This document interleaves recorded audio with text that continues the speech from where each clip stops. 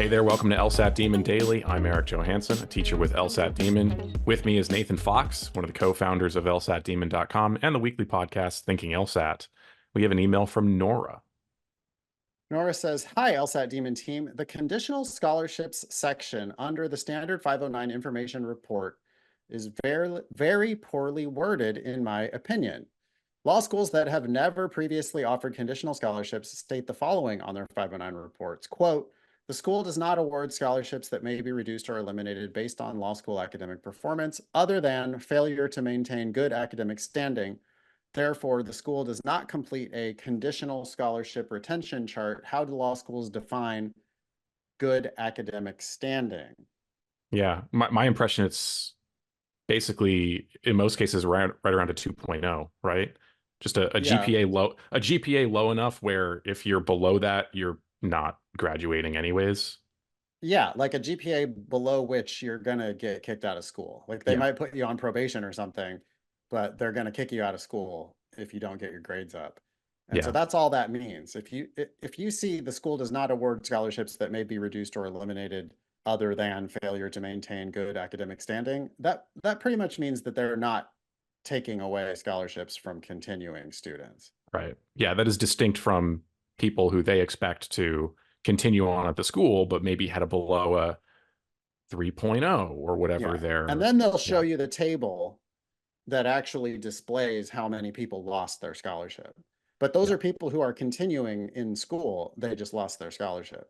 yep, So if you see this, I don't think it's deceptive. If you see this on a report, I think that just means that they haven't in the past offered these conditional scholarships. yep. Anyway, I'll continue with Nora's email. Do law school class sizes shrink over the 3 years of law school due to students underperforming in classes compared to their peers, especially for those programs that are graded on a curve? Well, they're all graded on a curve. A few law schools are starting to do away with the curved grading. Oh, okay. If you say so. I have not heard of one, any particular school. I've only heard of very highly ranked schools that Right. either, and I've heard not so much about doing away with curve, but doing away with letter grades. Like I know at Berkeley, there was high pass, pass, and whatever the, like, Yep. not quite a pass thing. Yep. And my understanding is that the curve exists mostly for the benefit of law firms, for hiring managers who want to be able to quickly tell, Yeah. okay, who's at the top of your class? But you don't Let's have go to for those really people. worry about it at Stanford or Right. It's Harvard. only going to be these top schools that do away with it because it doesn't Right. matter if you're in the bottom half of your class at Right. Harvard, big law is going to take you anyways.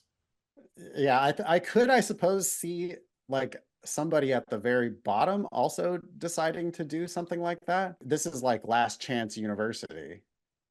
And they're like, Mm, hey, we want you to be successful here. So we're not going to just hard rank you guys against each other. I'm mm, not saying that I've ever seen any school ranked 150th in the country that has done this. I'm mm, just saying I could see it making a lot more sense at the extremes. But we'd have to know possibly. uh, if there are mid-tier schools that are doing this. I would be really interested in that. Yeah. Worth a Um, follow up. Other law schools have also been doing away with the conditional scholarships if said law schools previously offered them before the COVID-19 pandemic. Some applicants have stated that these law schools that are doing away with these structures are less desirable, but I tend, says Nora, to disagree. So you like it that they're getting rid of their conditional scholarship programs. Right. What? I tend to like it too, because those conditional scholarships, they can be a bit of a gotcha, right? Where it's like, hey, come to our school. Our tuition is $60,000 a year, but we're going to give you a $45,000 renewable scholarship. And then you see that like they take that $45,000 away from a significant portion of the people who receive it in the first place. And then they expect you to try to go to law school for your 2L and 3L year at a dramatically higher price. Seems pretty shady to me. Especially when they weaponize the curve to ensure that certain people will lose their scholarships, which we've heard Yeah. of happening. We again, I don't have any specific allegations, but there have been rumors in the past of schools that put all of their scholarship applicants in the same section and then Yeah. curved them against each other so that there was necessarily going to be a certain amount of scholarship drop off. That's really shady.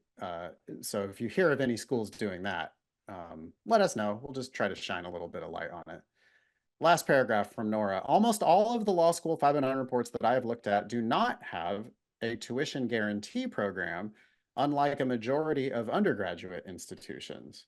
This is fairly infuriating and a deterrent considering how expensive law school can end up being and not knowing the total potential cost beforehand when tuition will undoubtedly increase from year to year. Yeah, you can go ahead and expect that if they do not have a tuition guarantee program, I'll give you my guarantee that their tuition will go up if they don't have a tuition guarantee program.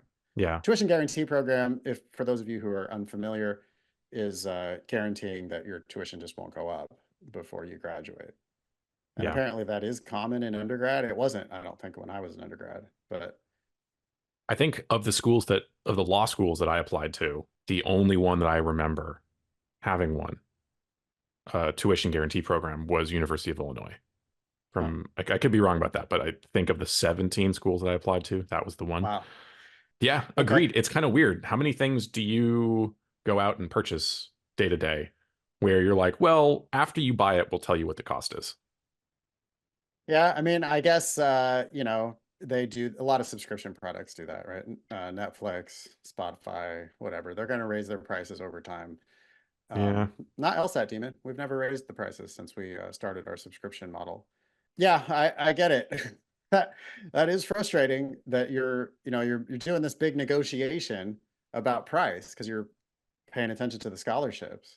Yeah, if they're not guaranteeing that they're not going to inflate their tuition, then I think you probably need to look at how much they've inflated their tuition every year for the past however many years and do some math and figure that it's going to be 5% more next year and another 5% on top of that the year after, Hmm.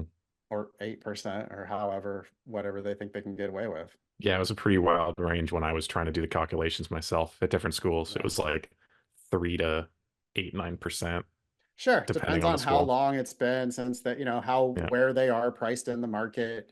Some schools are just cheaper than others, and so they have more room to raise their prices. Yeah, I guess the only thing I can tell you, Nora, is that if you follow our advice, which it sounds like you are inclined to do, you're going to be applying broadly. And if you apply broadly, then I think you're going to get lots of competing offers. And maybe they don't do a tuition guarantee program, but they might do a scholarship increase guarantee if you Hmm. negotiate it. Oh, If you like say, a tuition, like a to match. yeah, Yeah, just protect me from future price increases, either give me a stipend now or guarantee that you're going to raise my scholarship by however much you raise the tuition. be a great thing to ask for. It would be an excellent thing to ask for. Yeah. Be a savvy consumer. Sounds like Nora's already well on her way. Start by going to lsatdemon.com/scholarships. Look at our scholarship estimator. It's a really great tool. From there, you can click into all the 509 reports. Thank you, Nora, for writing in. Anybody out there listening, you can email daily@lsatdemon.com if you'd like to ask us a question or share some LSAT or law school admissions news. Thanks for listening.